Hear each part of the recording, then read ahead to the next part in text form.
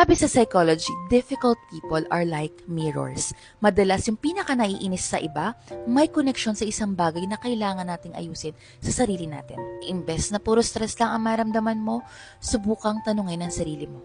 Ano ang trigger ko dito? Bakit ako affected?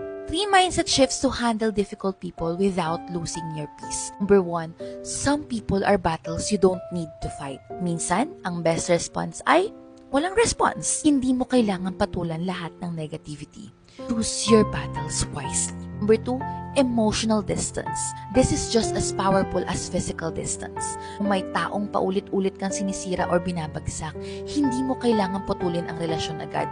Pero, pwede mong limitahan ang access nila sa'yo. And number 3, forgiveness is not about them. It's about freeing yourself.